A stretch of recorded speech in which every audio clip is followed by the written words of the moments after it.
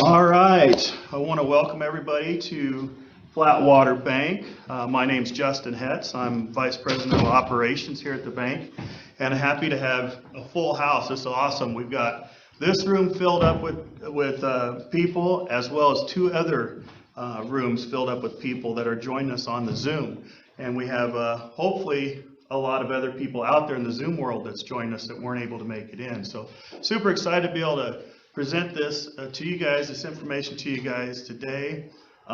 Just ask that since we are live here, but we are also Zooming this, if you have questions or something, you can write them down on your notes, and then we'll have a question session at the end.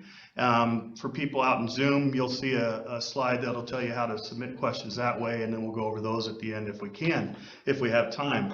So we'll try to keep the noise to minimum so people that are listening to us through the digital methods can hear okay, but by all means, it's for you guys to learn. So if there's something that comes up, feel free to say something and raise your hand if you want to.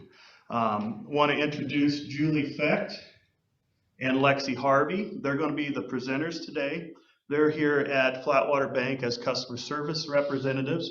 So they get the opportunity to work with people all the time and help them set up their accounts, work through their financial situations and any questions that might come up. These are the gals, a couple of the gals that we have on our team that will answer those questions. So with that being said, I'm going to let them go ahead and jump into the seminar and go through it. We hope it'll last around a half hour so you guys can still have time to get on with your lunch duties or whatever you might have left to do through the day. So, but I hope you enjoy the information and go ahead and let them get started. All right. Hi, everybody. I'm Julie Fecht. Also, one more thing to add, I do believe that some people were also wanting to go ahead and set up a checking account today after we're done. So if you do want to, just head on downstairs and then we can get that taken care of as well.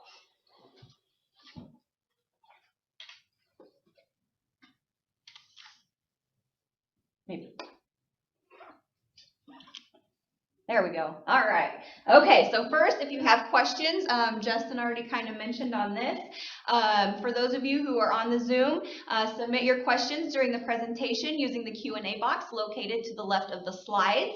And then for those of you that are here in person, we do have pen and paper here for you to write your questions down. And then questions will be answered at the end of the webinar if time permits. And we're just going to get started with a few statistics here. So first is 36% of students noted that overdrafting and managing a bank account are the leading causes of financial stress. And 12% indicated they never check their balance because they're too nervous. Only 26% of 12 to 19-year-olds say their parents taught them about money. So a teenager can have a solid education, but if they can't manage their money, they will struggle or fail as adults. And so that's why we're here today, is to always help you guys. And so we can help change that. And we're not just here today for you. We're here for the rest of the time that you're a customer here at the bank. So for today's agenda, we're going to talk about when to open a checking account, what a teen checking account has to offer, writing a check, endorsing a check, making deposits, charges, how to manage your funds using a checkbook register, and we're also going to introduce to you the 21st century banking, so how to control your account by using mobile app or online. So that'll include monitoring your account activity, how to deposit a check, turning your debit card off and on, and how to pay someone through what we call P2P, which is person to person, and that is Flatwater Bank's version of Venmo or PayPal. So when should you open a check? First one is maturity level. Everyone matures at different ages and stages of their life, and so what might work for one 12-year-old or 13-year-old isn't going to work for their friend or family member at that age. Next would be if you're getting your first part-time or full-time job. Employees or employers will pay by check or automatic deposit, and you must have an active account at the bank in order to cash or deposit those funds. Third would be traveling for sports. Having a debit card can be safer versus cash. If you are carrying cash around to different sporting events and you happen to lose it and it falls out of your pocket, the cash is just gone forever. It never comes back. However, if you have your debit card and you lose it, you can quick go on your app and get your card shut off and your funds are still secure. All right, so how do we get started with the teen checking? First off is photo ID if available. I know we have some kiddos in here who have their school permits, learner's permits, driver's license, and some who don't, and that's okay if you don't. We can still get your account open for you. Social security number. If you are under 19, it must be jointly owned with an adult, such as mom, dad, grandma, grandpa, aunt, uncle, or legal guardian. It does require a $25 minimum opening deposit. There is no minimum balance.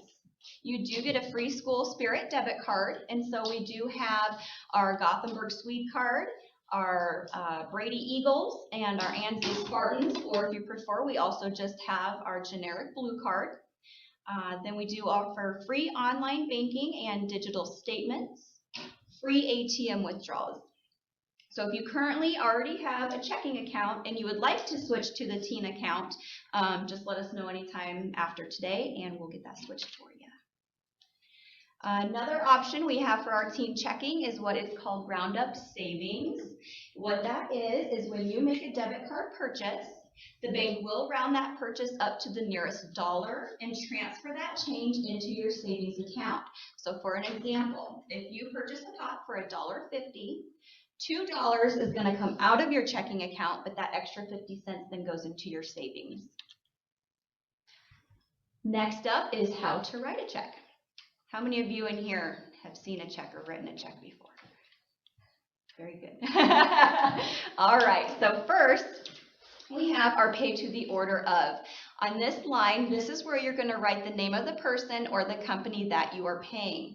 Never leave this line blank, because if you do and the person that you give the check to loses that, anybody else who finds it can put their name in there and use your check to get cash or deposit into their account. Next is the date line, so your date goes there, and a check cannot be cashed before the date is written in there. Next is the little box here off to the right hand side. Right there is where you're going to write the amount of the check in numbers. The line right below that is where you write out the amount of the check in words. And then you do use, you write the cents out as a fraction. So if you're using 50 cents, you do 50 over 100. And then just make sure that you write a line through that extends through the entirety of that space to provide guard against someone writing any additional information in there. So from writing the amount of the check to writing the amount in words, can anybody see what the difference is on there? So if you notice, yes? There's 50 cents more in the words than the number. That is correct. So in the box where it says write the amount of the numbers there, it says $750, but on the bottom where it's written out, it says $750.50. So if you do make a mistake like that, the bank has to go off of how it's written in the words on that second line. And so if you wrote down that you wrote a check for $750, what's actually going to come out of your account is the $750.50. So keep your eye on that. Next is the memo line. So right here, you're going to write in a memo to help you remember why you wrote the check. For in this instance, this person wrote a check because they're going to pay their rent. Just for an example, some of you, a lot of you, I think, are in FFA. So when you buy cattle or pigs or goats or whatever you do, you can write your memo in there as to what you purchased. And then the line off to the right of that is the signature line, and that is where you are going to sign your name. So just like a PIN authorizes you to use your debit card, the PIN number, a check cannot be cashed without your signature. So next is endorsing a check. This is something that you have to do when you receive a check that's payable to you. So endorsing a check means your signature. So you must sign in blue or black ink. Your endorsement must be within the endorsement field. The endorsement field, if you see the red arrow up there, it's going to be like those 6 or 7 lines that are up there. That's where you're going to sign your name. And you want to make sure that you use the correct name. I'm just going to use Lexi as an example here. We prefer to Lexi as Lexi. However, her real name is Alexis. So if somebody knew her as Alexis and they wrote the check out to Alexis, that's how she would sign her name. And then You will want to wait to sign your check at the time of deposit, and that is just because, let's say you sign it while you're at home because you're on your way down to the bank, but somewhere between home and the bank you lose your check. It already has your endorsement on the back of that, so if somebody were to find that, they can go ahead and utilize that and cash it or deposit themselves into their account. And then you should also deposit a check shortly after you receive it, that way it doesn't get lost. All right, so next is making deposits into your account. You can make deposits into your account at the bank with cash or checks. You can make a deposit through our ATM by using cash or checks. You can use your mobile phone by using the app with a check. And we also have automatic deposit, which is what many employers require, and that just goes directly into your checking account. Next, we have know what you get charged on your account. ATM fees are $2. We do refund all fees that we charge for the use of an ATM not owned by us for the team checking account. So when you go to withdraw funds out of an ATM that is not the one here in our drive-thru or the one up in Ansley, you will see a $2 charge from the bank. But at the end of every statement cycle, so every 30 days, we will refund any of those $2 charges that you had to use at a foreign ATM. But some ATM owners may charge an additional fee for you to use their machine as well. And so we will rebate up to $5 per month of those fees upon request. Next, we have an overdraft fee. Those are $35, and I'll get into that next of how you would overdraft your account and what happens there. Replacement debit card fee, if it is lost or destroyed, is a $10 charge. However, we will not charge if your card has been worn, stolen, or compromised. And then a paper statement fee is $2, but we will help you sign up and get online banking so you can receive the free digital statements. All right, so why use a checkbook register? Does anybody know what a checkbook register is? Oh boy, this is going to be fun. Okay, so a checkbook register, it's going to be a little book that you're going to get when you open up your checking account, and we'll show you how to use that here in a minute as well. So it's to manage your activity and keep track of your current balances, to keep record of payments that you have made, to make sure you have money in your account for purchases and checks that you've written, and then to keep from having a negative balance or overdraft. So the overdraft charge is $35. So how can you overdraft your account by using your debit card? You would think that, well, if I already spent my money, that there's no money in there, so how could my card work? Unfortunately, we do have a couple of businesses, even here locally, where this can happen, and I'm going to explain it. It can get kind of lengthy, and it might be confusing to some of you, so after we're done, if you want to sit down one-on-one and get a little more info of how it all works out, I can handwrite it out, but otherwise I'll go through this here. So let's say you start with a balance of $30 in your account. You go out to eat, and your meal costs $20. You decide to go ahead and tip the waitress $10 because that's what you have left in your account.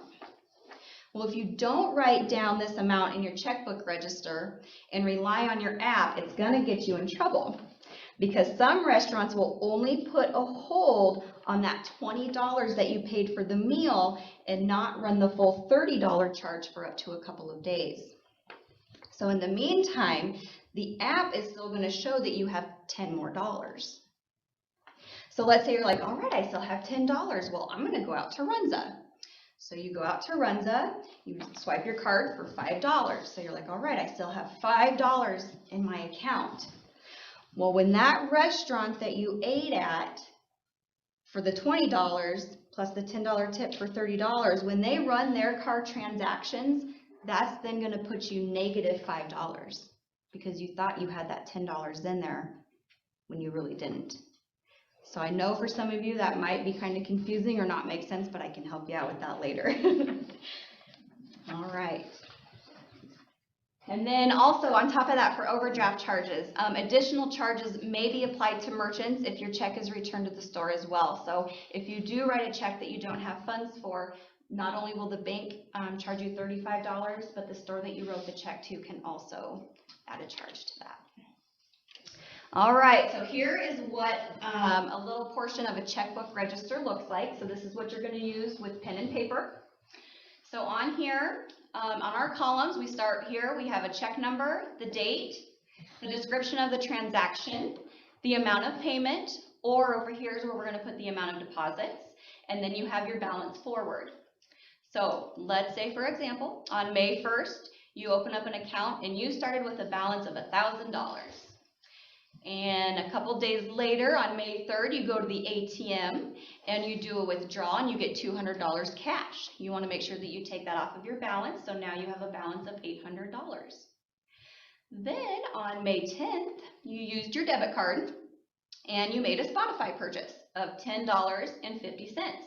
So you're going to deduct that now from the $800 that you had. So now you have $789.50. And, oh, where'd my little mouse go? There it goes. Then on May 14th, let's say you go to McDonald's. Normally you would use your debit card, but let's say their debit card machine is down, so you write a check.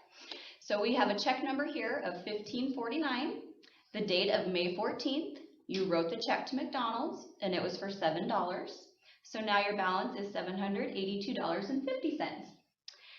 Then that same day, you used your debit card and you bought an Xbox membership for 3 months for $25. So now you're going to deduct that, which is $757.50.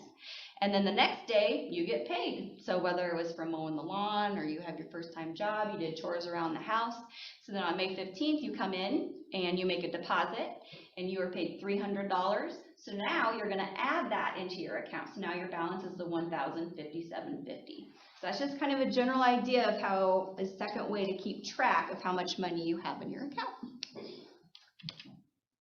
Okay, next up is 21st century banking using our virtual branch. So this is going to give you access on your mobile app or on your computer. Great thing is that you can bank anywhere at any time. You can check your account balances.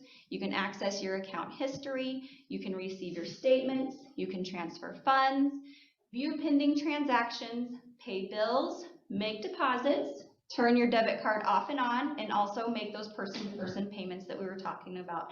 That is similar to Venmo or PayPal.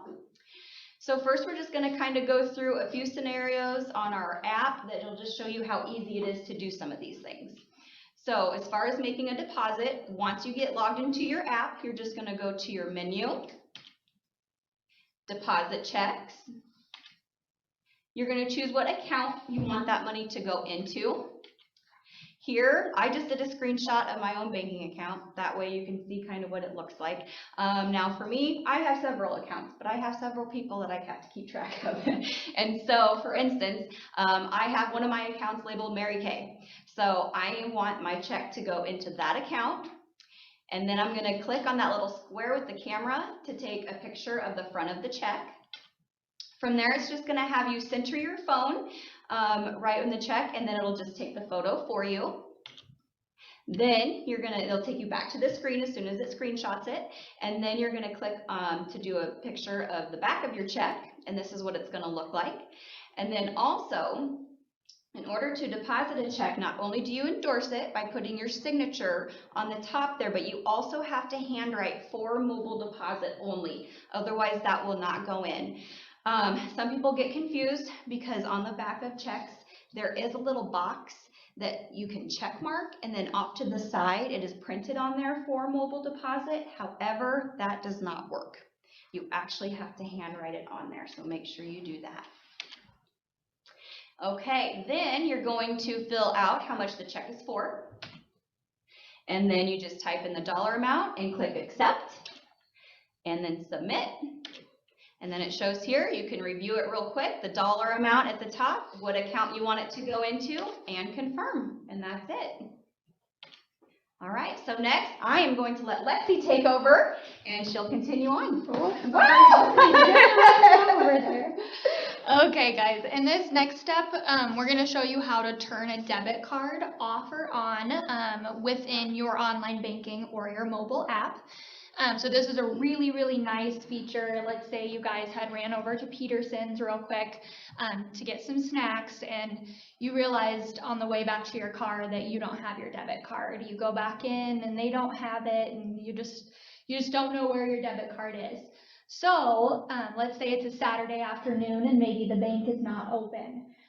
What you can do is, where you can't call in and have us shut it off, what you can do is have, you can get into your online banking or your mobile app and you can turn it off this way. So we're going to show you guys how to do that. So the first step is you will click on the menu button there. Under the menu, you will click on Manage Cards. So when you click on Manage Cards, it's going to come up with a screen that's going to show you guys all of your different debit cards. The majority of you guys are only going to have one debit card. But here we have, our example is Julie's account, and so she has multiple. So we'll use the bottom card as the example. So there you can see in the corner of the card, there's a green strip that says that the card is on. So you know that the card is, right now it's turned on. But you can see the option to turn your card off in that red strip there.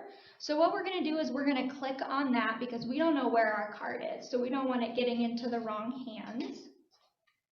So once you click on Turn Card Off, it's going to come up with a screen that's going to confirm that you do in fact want to turn your card off. And we're going to go ahead and click on that. And from there you're going to see that your strip in the corner of your card has switched over to off. So there you know that your card has been turned off. And it's also going to give you the option to turn your card back on. So let's say you get back out to your car from getting your snacks in Peterson's and you reach in your jacket pocket and voila, there's your debit card. And you go, oh, awesome. I know I have my debit card. I'm good to go. I can turn it back on now. So what we can do is we can follow these steps where we click on the green button, turn your card on, and there it's going to have you confirm the status again. So we're going to go ahead and click turn on, and there you can see that it has once again switched the little green bar over, or the little bar over to green, stating that it is on, so you know that your debit card is good to use. Okay, and the next deal that we're going to do here to give you guys an example of is the person-to-person payments within our app or our mobile banking. So person-to-person or P2P is what we often call it here at the bank, is an electronic way to make a payment directly to an individual. So P2P utilizes the debit card network to transfer funds through our mobile app to an individual with a debit card. So it doesn't have to be somebody that has a debit card here at the bank. It can be somebody that has a debit card at any bank. Okay, and we're going to follow along again with the steps. So there we will click on the transfers button at the bottom, on the bottom bar. Okay, and here we're going to go under, so you'll see there that it has in green lettering, move money. Under there, we're going to go ahead and click on the green bar that says new transaction. So we're going to be creating a new transaction for a P2P payment. So if you click on that, it's going to take you to your accounts. So you can choose which account you want to come out of with this payment. So let's say that I maybe bought Julie a candy bar. And I bought Julie a candy bar that cost $1. So Julie's going to say, okay, Lexi, rather than giving you $1, I don't have any cash, so I'm going to go ahead. I'm going to go into my app and I'm going to pay you using P2P. So Julie's going to go in. She's going to select the account that she wants to come out of. So in this case, it's going to be the one that is labeled Julie. So she's going to click on that account. She's going to add a new payee because maybe she's never paid me for anything before. So I'm not an existing payee out there. She needs to add me in there. So once you click on that, you're going to click on person to person. So you can see there that it says select this option to create a P2P payee. And from there, we're going to go ahead. You can see that this screen comes up to add a new payee. So what we'll do is we'll add in the first name and the last name of that person that you're paying. We're going to select that we're sending it via text message. which works out really well for all of you guys that are really tech savvy. And then we will put their mobile phone number in. Okay, and so you can see on this next screen that we have done all of that. So Julie put in my first name, my last name. She selected that she's going to be paying me through text message. And then she has put my full mobile phone number. We did white out the last 4 of them, but just make sure that you put in a full phone number. And then we're going to click on Add Payee. Okay, and here Julie's going to select the amount that she is paying me. So I bought her a candy bar for $1. She's paying me back. So she's going to go ahead and put in $1 for the amount. She's going to click on Accept. And from there, you're going to see a screen come up that's going to let you review the payment. So it's just going to be a nice double check to make sure that you have all of the information in there correctly. So there you can see we're coming out of Julie's account. It does say that we're deducting $1 in red right there. And then it says to Lexi Harvey. The date is today that she has set it up. And the total there again is $1 for the transfer. So we're going to go ahead and hit submit. And from there, it's going to come up with a screen that says that it was successful in the payment. It is going to give you guys a confirmation number.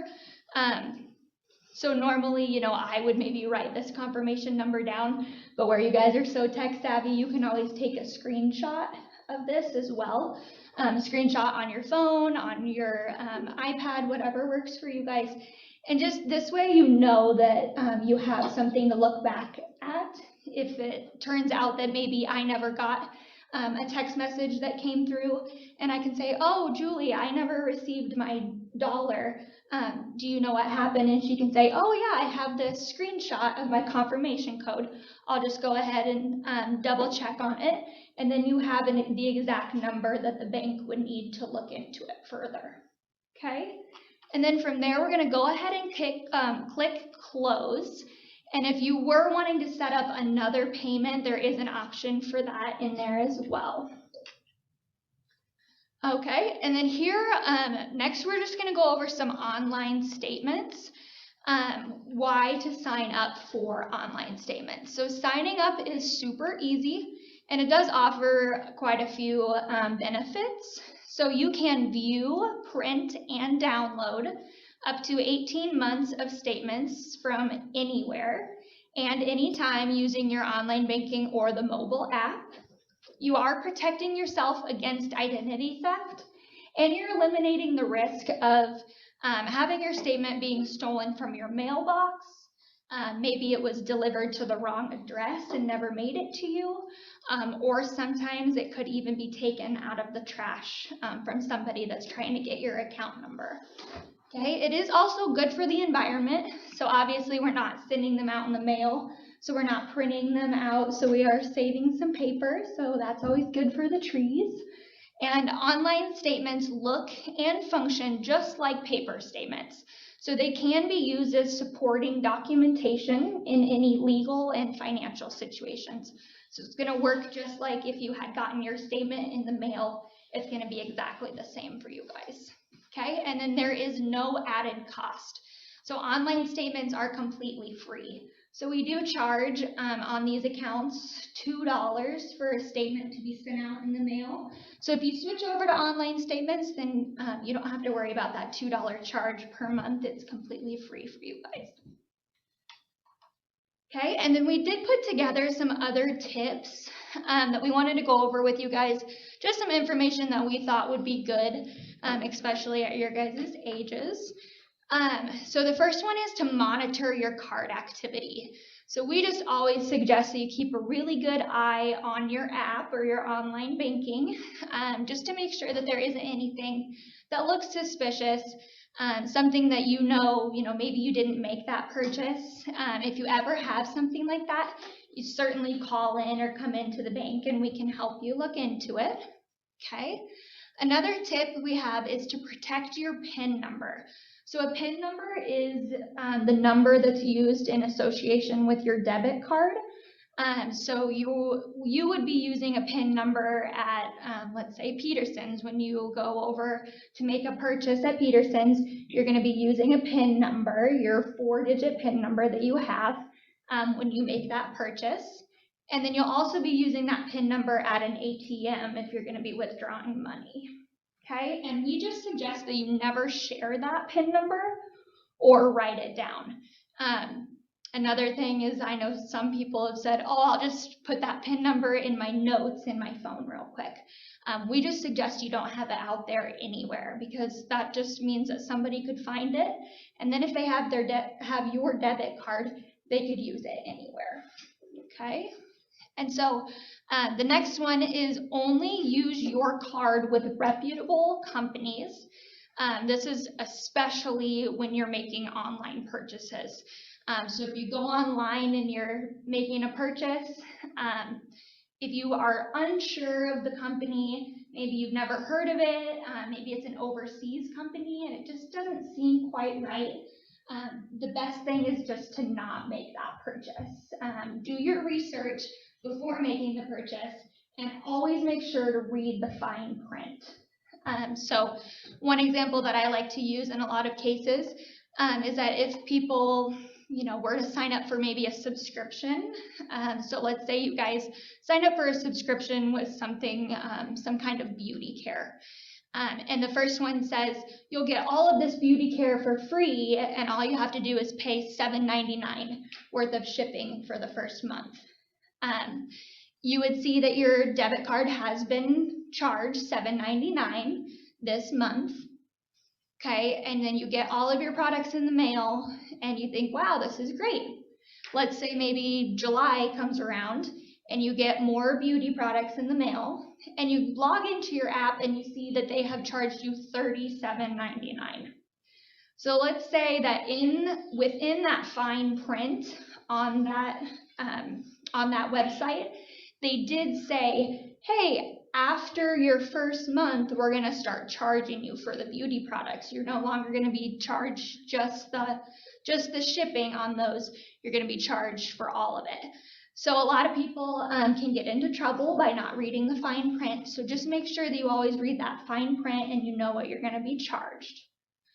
Okay, another tip is that Flatwater Bank has a free 24/7 card monitoring service to detect possible fraud. And so to kind of go along with that, we do have a policy to contact you if we see anything weird coming through your account, something suspicious. Maybe there was a really weird charge that came through, and we just want to call and make sure that the charge is legit and that you did in fact make that charge.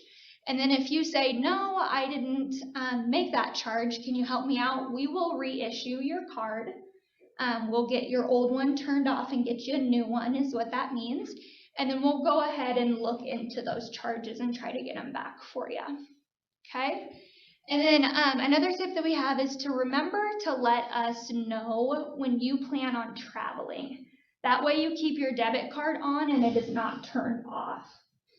So if you were to travel to, let's say, Florida, and you didn't let us know that you were going to be traveling, if we saw one of those charges come through from Florida, we might say, well, gosh, we live in Nebraska. It's kind of unlikely that a charge would be coming through from Florida.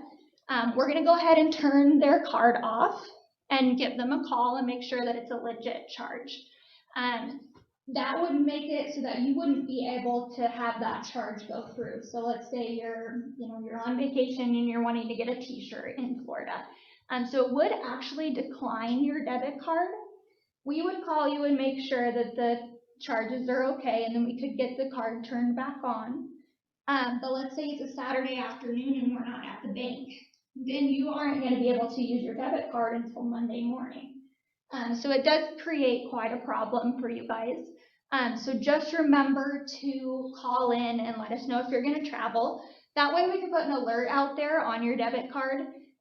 Maybe we see the charge come through for the t-shirt and we say, oh gosh, that looks a little bit suspicious. We go out there, we see that you are in fact on vacation in Florida, And so we know that that is an okay charge to put through on your account. So we're gonna leave your debit card open and all is good. Okay, and now we are at the time for some questions. If you guys have written down anything or have any questions at this time, I know we maybe have had some people put questions through as far as Zoom, and we will also answer those now as well. Does anybody have any questions here on anything? Here's mine. And we know we went through a lot of information and it was really fast. But if you guys do need to open up an account or you have an account, you know, if we're going to open up a new account for you guys, we'll sit down and dive in a lot deeper into things with you guys.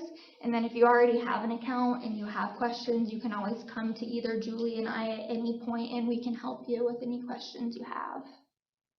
We've got a couple questions that have come in through the Zoom app. Perfect. One of the questions concerns overdraft fees.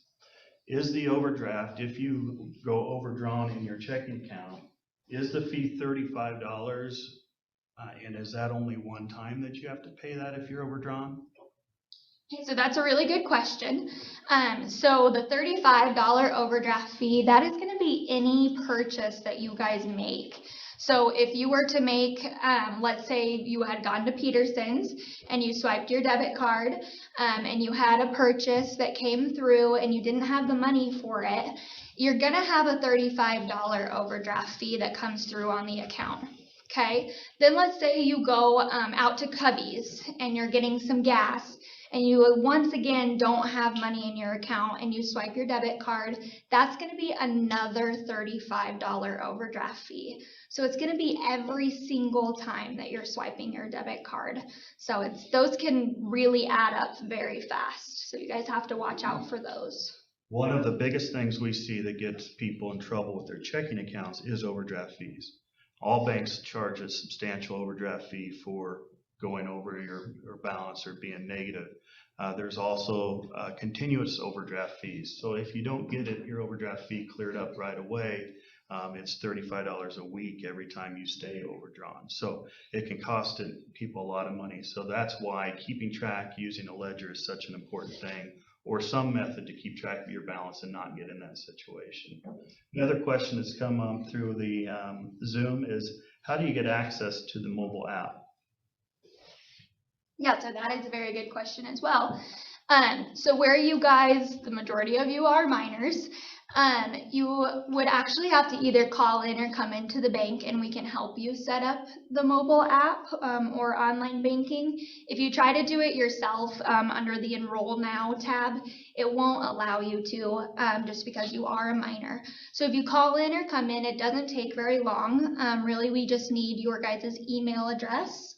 And then we would go out, we would create your guys' profile, and then we would send you what's called an invite email. From there, you would set up a password and a username.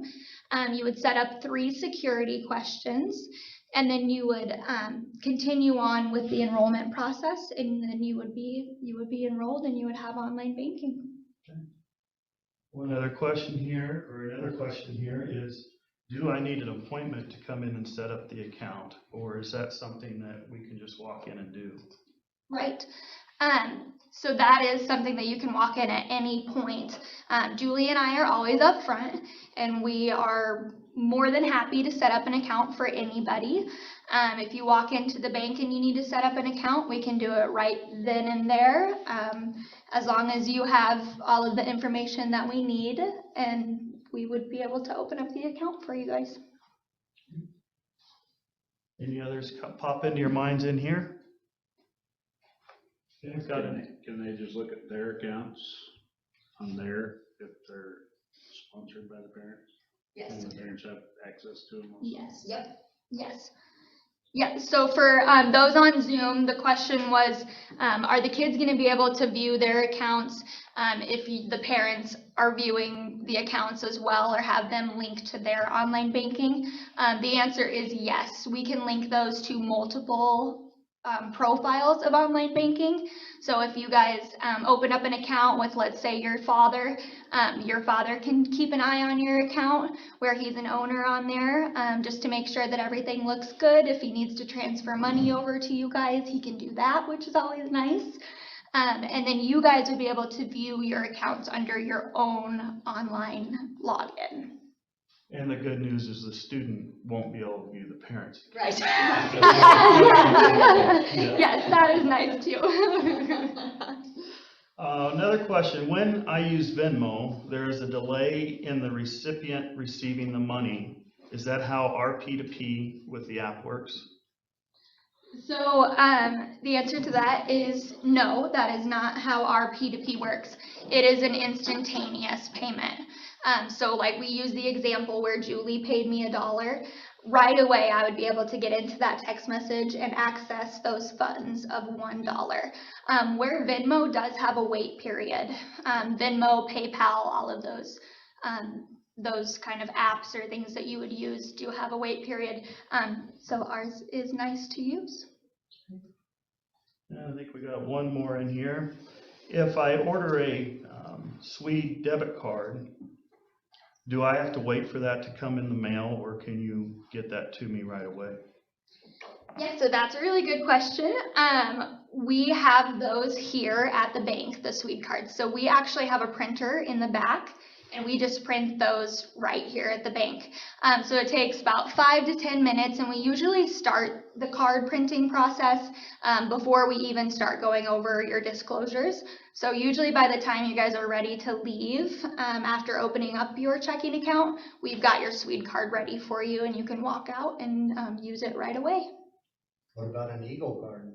It works the same way with an Eagle card or a Spartan card, or a generic card, whatever kind of card you guys want.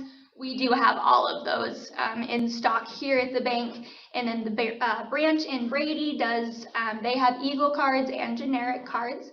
And then the branch in Ansley has the Spartan cards and the blue generic cards as well. Sounds like we have a customer that needs a Brady. I'm old fashioned. Any other questions from the group in here? Okay, the last question I'm seeing is, how long does it take to get an account opened?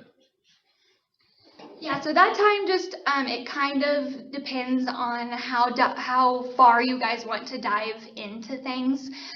We can open up an account as fast as half an hour, or we can kind of spend about an hour worth of time with you guys, just setting you up with the online banking, maybe showing you a few more things like how to set up alerts. You can get alerts that send you text messages to let you know when your balance has fallen below a certain thing.